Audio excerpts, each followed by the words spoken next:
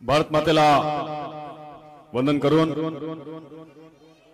महाराष्ट्राचे आराध्य दैवत छत्रपती राजे शिवाजी महाराज, विश्वरत्न डॉक्टर बाबासाहेब आंबेडकर, क्रांतीसूर्य भगवान बिरसा मुंडा, राष्ट्रसंत तुकडोजी बाबा, संत गाडगे बाबा, संत जगनेवाडे महाराज, संत तुकाराम महाराज या सगळ्यांना अभिवादन करतो। आज या मंचावर प्रामुख्याने उपस्थित जे 23 नोव्हेंबर 2024 ला 25,000 मतांना निवडून येऊन या भागाचे आमदार बनणार आहेत असे आदरणीय राजेंद्रजी मुळक साहेब, आपल्या भागाचे कर्तव्यदक्ष जिल्हा परिषद सदस्य आदरणीय दुधरामजी सवाराके आमचे काका, आदरणीय आमचे बंधू मौदा पंचायत समितीचे सभापती माननीय स्वप्नील श्रावणकर, आमचे मामा आदरणीय लक्ष्मणजी उमाडे, माझा सहकारी मित्र उमेशजी महाजन, आमचे काका आदरणीय वीरेशजी अष्टनकर साहेब, श्री रेड्डीजी, आमचे वडीलधारी मार्गदर्शक आदरणीय माजी सरपंच बावनकुळे साहेब, आदरणीय किरपन साहेब, नरेंद्र भाऊ सारेजी, सुनील भाऊ डोकरीमरेजी, नकुल भाऊ बरबडेजी, असलम शेखजी, रुपेश हुळजी, राहुल बावनेजी, प्रयास ठवरेजी, सचिन वानीजी, महेश भाऊ कलारे, मनोज भाऊ नवकरकर आणि ज्यांनी या सभेचे आयोजन केलं असे सगळी आमची काचूरबाई या गावातील सगळी जीवाभावाची आमची मंडळी। आताच नरेंद्र भाऊने सांगितलं, बेटा शांत राहा ना, थोडं साईडला करून।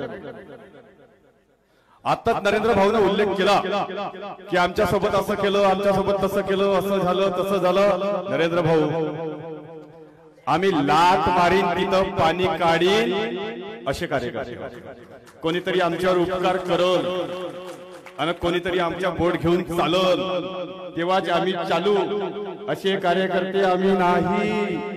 हम तो जिधर लात मारेंगे उधर से अंगार निकालेंगे। कोण आम्हाला चालवल? तुम्ही काय आम्हाला घरी बसवता? आम्हीच तुम्हाला घरी बसवायला निघालो। थांबा, 23 तारखेपर्यंत अत्यंत सुंदर वातावरण आहे।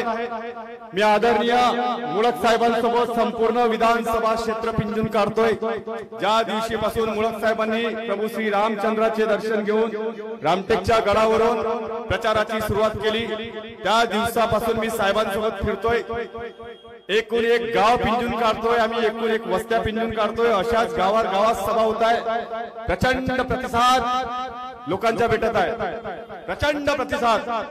आणि या वेळेस आम्ही जे विनंती करताय लोकांना, ती अपेक्षा लोकांच्या सुद्धा मनामध्ये आहे। आम्ही जे बोलतोय ते लोकांच्या मनात सुद्धा आहे का परिवर्तन करायचं आहे, परिवर्तन करायचं आहे, आणि परिवर्तनाचं तुफान गिफान येणार नाही आहे, तर परिवर्तनाची सुनामी या 23 तारखेला या रामटेक मतदारसंघामध्ये येणार आहे। प्रचंड आशावादी चित्र झालंय, त्याचं कारणही तसंच आहे। मागच्या 20 वर्षापासून आम्ही आलटून पालटून एकाच माणसाला या विधानसभेचं नेतृत्व दिलं।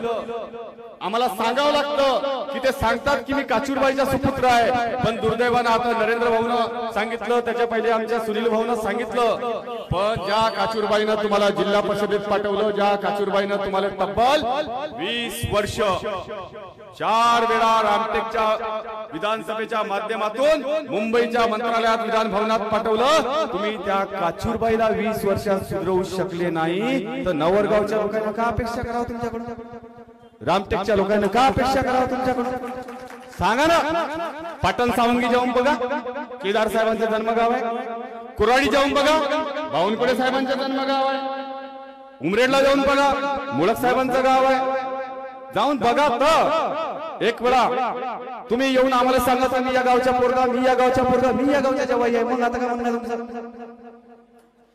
मग का झालं पोरगा? आणि समजा पोरगा कर्तृत्वान नसल तर दुसऱ्या पोराच्या हातात कारभार द्यावा लागेल ना। दिलं ना आम्ही तुम्हाला 4दा विधानसभा दिली ना, 4दा।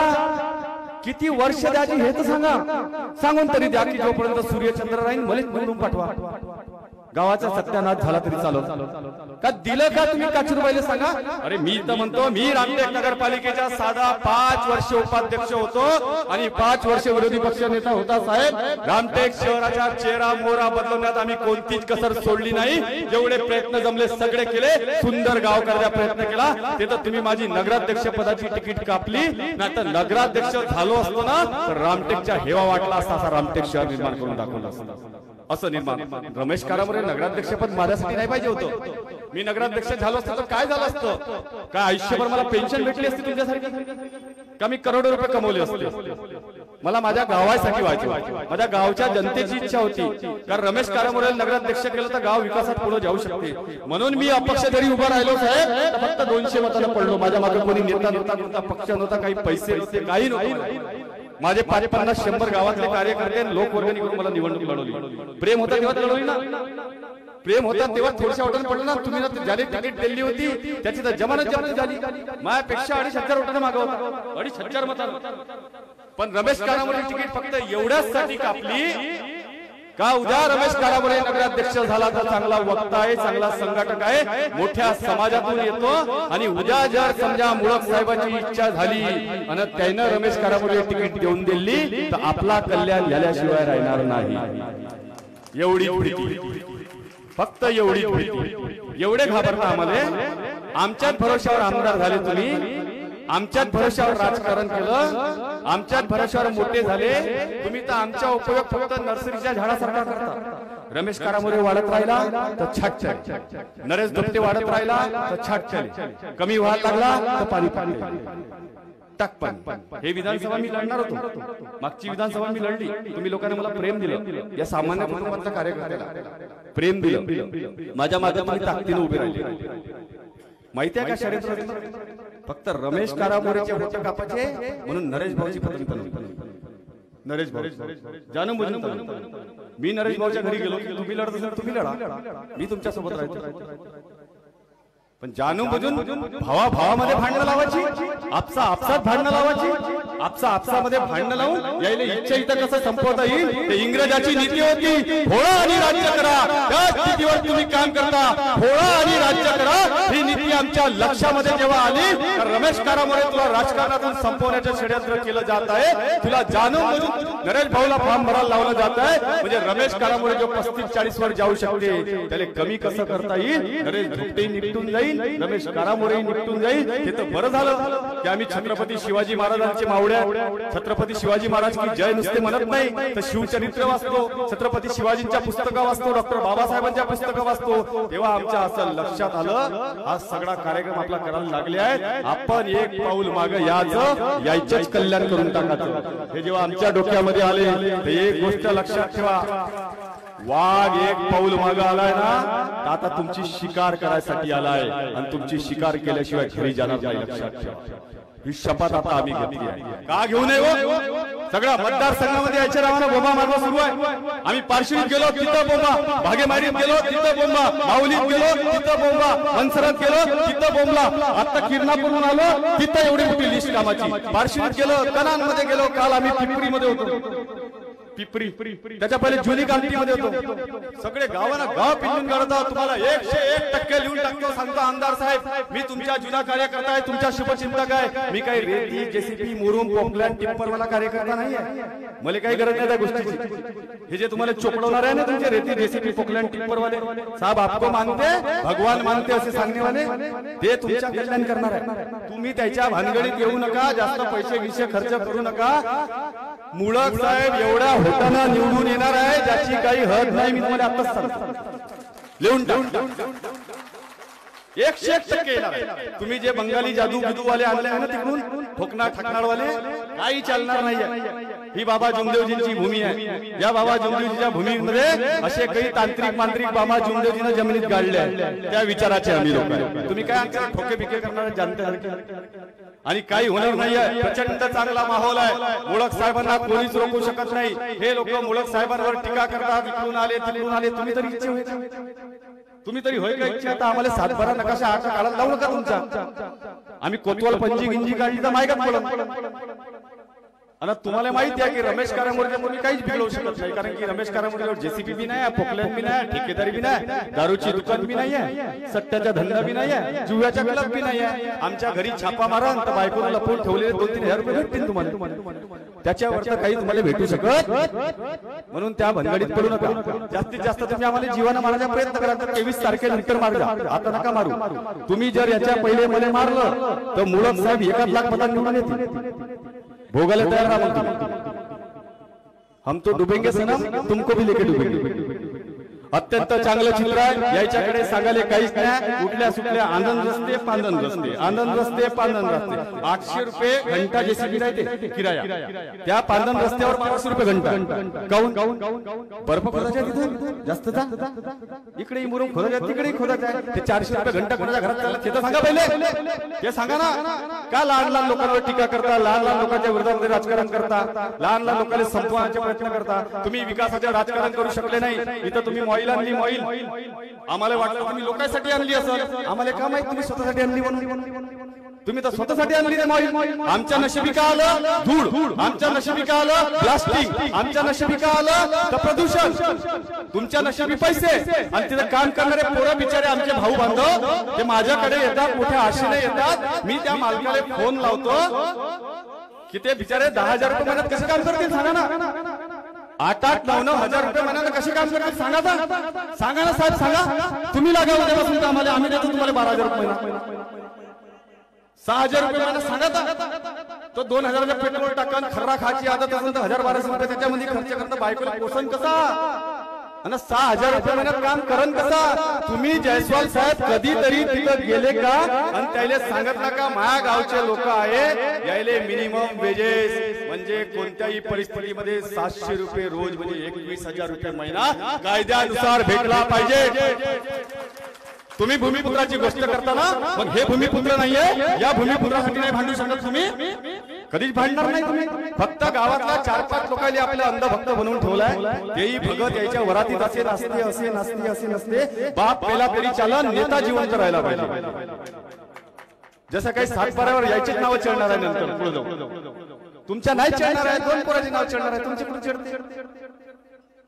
आणि म्हणून आपल्या सगळ्यांना विनंती आहे परिवर्तन होणार आहे. भयंकर तुफान परिवर्तनाचं आहे.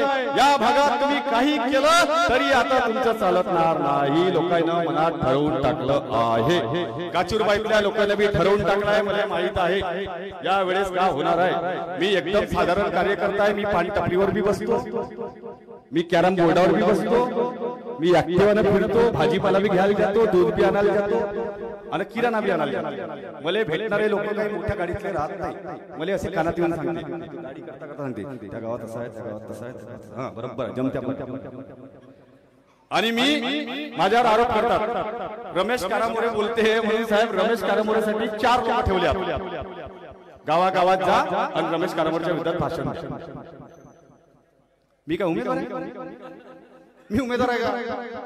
माझ्या नावाचा उद्धार करतात गावागावात. रमेश कारामोरे 2 करोड घेतले. हो घेतले, तुला बी देतो, येऊन जा पाहिजे असं. तुला देतो, तुला पाहिजे असं घेऊन जा थोडीशी. तशी माझ्याकडे ठेवायला जागा आहे. आणि संजीवनी काही जमत नाही एवढे पैसे. आणि आरोप मी माग एवढ्यासाठी घेतलं. आजपर्यंत जेवढ्या निवडणुका झाल्या तुम्ही काचूरबाईच्या लोकांना जयस्वाल साहेबांच्या सगळ्या निवडणुका पाहिल्या, मी सुद्धा पाहिल्या आहे. मी सुद्धा हाडामासाचा शिवसैनिक आहे. धनुष्यबाण हातावर गोदून काम करणारा कार्यकर्ता. जयस्वाल साहेब कधीच लोकप्रियतेच्या भरोश्यावर निवडून आले नाही. कधीच कामाच्या भरोश्यावर आजपर्यंत निवडून आले नाही. फक्त मताचे विभाजन करायचं. आनंदराव देशमुख साहेब पहिल्यांदा उभे झाले तर वासुदेव साहेब टिकम साहेबांनी उभं केलं तिकडून. त्यानं 6,000 मतं घेतले आणि देशमुख साहेब 3,000 मतांना पडले. दुसऱ्यांदा सुबोध मोहितेंना उमेदवारी भेटली काँग्रेसची तर रेड्डी साहेबांनी अपक्ष उभं ठेवलं. अपक्ष उभे झाले, त्यानं वोट फाडले, पुन्हा निवडून. तिसऱ्यांदा असंच. चौथ्यांदा 2014 मध्ये लोकांना ठरवून घेतलं होतं आता काही झालं तरी चालल, आम्हाला जयस्वाल साहेबाला पाळायचे आहे तर रेड्डी साहेबांची लॉटरी लागली. रेड्डी साहेबांनी लोकांना निवडून दिला. आता मी यायचा असाच कार्यक्रम होता. आता यायचे जे पोरं सांगते ना फेसबुक व्हॉट्सअपच्या, ते फेसबुक वाली एक झाले आजकाल पैदा 2-4 फेसबुक वाली पुत्र मोजत नाही जायचे गावा. ते तर आम्ही आशीर्वाद दिला होता माग म्हणून मोजलं तरी थोडं. ते सांगते असं आहे तसं आहे हे. माझ्या जेव्हा लक्षात आलं की माझ्यामुळं मी 25,000 मतदान मागा मला लोकांनी दिलं होतं, यावेळेस मी 35,000पर्यंत जाऊ शकतो. पण माझ्यामुळं मुळक साहेबांना फटका बसेल, आमच्या दोघांच्या मताचं विभाजन होईल आणि पुन्हा आशिष जयस्वाल निवडून येतील म्हणून मी उमेदवारी अर्ज मागं घेतला. जाहीररित्या सांगतो जाहीर, कारण या वेळेस लोकांची इच्छा होती का एक तर मुळक साहेब तुम्ही राहा, नाहीतर रमेश कारामुळे तुम्ही राहा. तुमच्याही लोकांना विचार पडला असता मी उभं राहिलो असतो, कोणाचं काम करून पडलं असतं, नुकसान कोणाचं झालं असतं. सगळ्या लोकांची इच्छा होती का एक तर तुम्ही राहा, मुळक साहेबांना तिकीट भेटेल अशी मला अपेक्षा होती. पण मला माहित नव्हता हे बहादर तिथं बी बॅग पोहोचवून देईन, आपल्या हिशोबाने तिकीट आणून सोप्पा कॅन्डिडेट आणायचा, जाणून सोप्पा कॅन्डिडेट.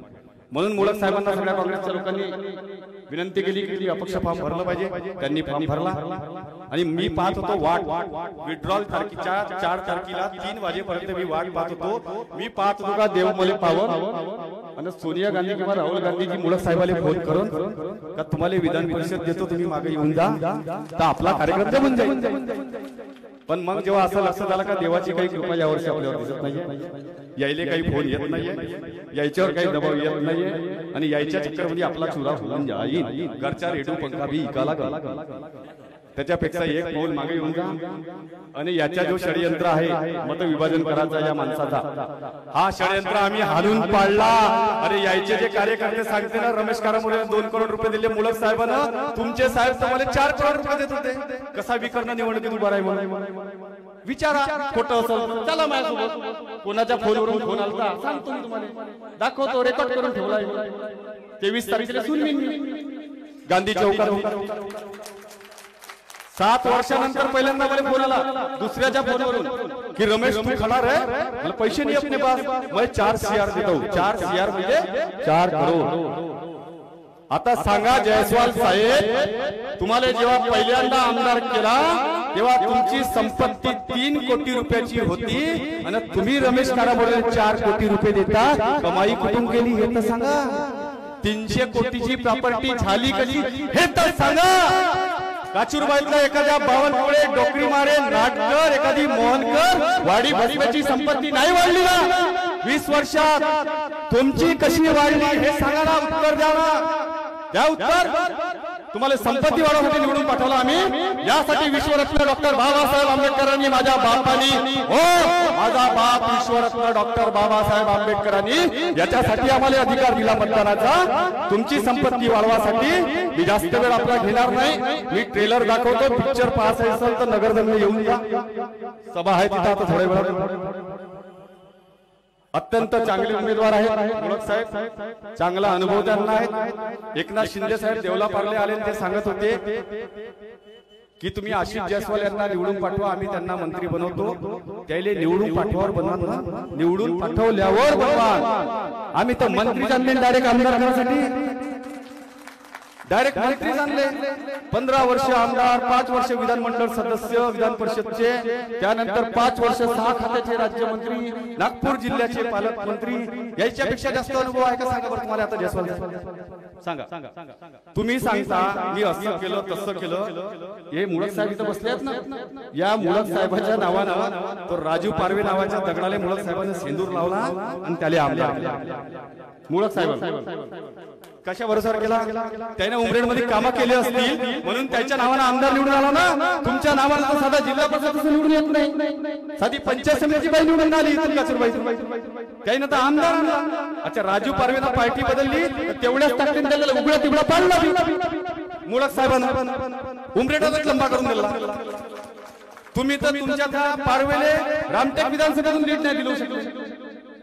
रामटेक विधानसभेत मागे होते, काही याच्या बोलाच्या दुनियाभराच्या गोष्टी सांगायच्या. मी GR पुरुष आहे, GR पुरुष आहे. एक GR असा काढा आणि आमच्या काचूरबाईच्या बेरोजगाराला पुरायला काम तर देऊन टाका एखादी GR काढून. का कामाचे तुमचे बिना कामाचे GR? ते GR असे गोल गोल करा, पुंगरी करा, जिकडे टाकायचे तिकडे टाका. का अर्थ GR? आता येऊन सांगते लाडकी बहीण योजना, मताची झाली कडकी, बहीण झाली लाडकी. लोकसभेत तुम्हाला लोकांना उबळा तिबळा पाडला, तुम्हाला वाटलं आपला बजेट बिघडला, आता आपला काही जमत मग तुम्हाला बहीण आठवली. वा वा, 20 वर्षानं बहीण. बहिणीच्या सावनबार योजनेची फॉर्म भरायची वय होऊन गेली. आठवली नाही? आठवली आता बरोबर आठवली. आणि लाडकी बहीण योजनेमध्ये 1500 रुपये देतो म्हणून सांगतात. ते 1500 रुपये होय कोणाचे? तर भाटव्याचे. भाटव्याच्या खिसा टाकता आणि बहिणीला देता आणि नाव आपला करता. एका दिवसामध्ये 600 रुपयाला तेलाचा पिपा वाढवला तुम्ही. एका दिवसात सिलेंडर वाढवला, इलेक्ट्रिकचा बिल वाढवला. आमच्या शेतकरी बांधव, बिचारा माझा बाप शेतकरी, शेतातलं सामान घ्यासाठी कृषी केंद्रामध्ये जातो तर तुम्ही रासायनिक खतावर पैसे अल्लग घेता, तुम्ही सोड्या सल्फेटवर अल्लग घेता, DAP वर अल्लग घेता. चला बायकोले घेऊन एखाद्या हॉटेलमध्ये खाले जाण ना 500 रुपयाच्या बिल होईल तर 70 रुपये शिंदे साहेबाला पाठवावं लागते tax. GST, Gabbar Singh tax. तुम्ही तर एवढे 72 निघले का मैतीच्या सामानावर टॅक्स लावून टाकला. मैतीच्या सामानावर काही दिवसांना तुम्ही तुझ्या मैतीच्या सिक्का ठेवला तर 1 रुपयाच्या इथं तो बी उचलायला लागला. एवढे 72 निघले. आणि नाव सांगता आम्हाला लाडकी बहीण. आपल्या घरून दिले पैसे. अरे आम तो 3000 रुपये देणे वाले. मुळात साहेब निवडून येणार आहे, सरकारमध्ये जाणार आहे, मंत्री बनणार आहे आणि 3000 रुपये महिना देणार. 3000 काय सांगतं? 1500 रुपये आम्हाला बनतो बाय. तुमच्यासारखे BPL थोडी आहे मी. आता सांगतात पेटी दिली. पेटी वा वा, पेटी तुम्हाला खोके गुवाहाटीला जाण्यासाठी आणि आम्हाला पेटी, ते बी 3 पटाची. 3 पटाची पेटी. आणि सांगतात असे जशी आपली इकडली तलावाजवळची शेती विकली 2-4 एकर ना त्याच्यातून दिली असे सांगून राहिले. हे सगळे आता फंडे तुमचे काही चालणार नाही आहे. तुमचा जो मित्र असेल, बंधू असेल, सखा असेल, सगळ्याले फोन करून विचारून घ्या. कोणत्याही गावात चला. आता मी एखाद्या गावात फोन लावला, क्या चल रहा है? तो म्हणते बॅग चल रहा है, बॅग जिधर उधर बॅग चल रहा है. काचूरबाई ने फोन लावला, क्या चल रहा है? बॅग चल रहा है. साहेब तुमच्या कार्यकारी तुम्हाला हवेत ठेवत आहे. अंदर अंदर पोकरलाय साहेब, पथई चालणार नाही. म्हणून याच्या कार्यकर्त्यांना सांगतो, जास्त काही सांगू नका का आम्ही 500 समोर राहू म्हणून. पाण्यापेक्षा पसली हजामत माणूस तुमची कॉन्टिटी पाहिलं त्या भानगडीत पडू नका. जास्त पैसे घ्यायचे काही खर्च करू नका. थोडेसे वाचवून ठेवा. आले असले तर पुरा बराच पुढे कामात येतील. आपल्या सगळ्यांना विनंती आहे, परिवर्तनाच्या या लढाईमध्ये सामील व्हा. 20 तारखेला अशी मताची सुनामी आणा की अशा मताची सुनामी आला एवढ्या जोरानं 6 मारायचा आहे की बॉल सीधा स्टेडियमच्या बाहेर. आपल्या सगळ्यांना दोन्ही हात वर करायचे आहे. एक शपथ आपल्या सगळ्यांना घ्यायची आहे की काही झालं तरी चालेल, ही आता लढाई नाही आहे. आता गावागावातल्या लोकांना शपथ घेऊन टाकली आहे. आम्ही आशिष जयस्वालांना डबल निवडून पाठवणार. आपल्याला पण शपथ घ्यायची आहे. दोन्ही हात वर करून दाखवा. कॅमेरामॅन जयस्वाल साहेबांना तुमच्या गावातले लोक बाकी शपथ घेत आहेत. शेतकऱ्यांची का, कामगारांची का, शेतमजुरांची का, माता भगिनीची का, आमच्या सगळ्यांची का, निवडून येणार का? वारे आगे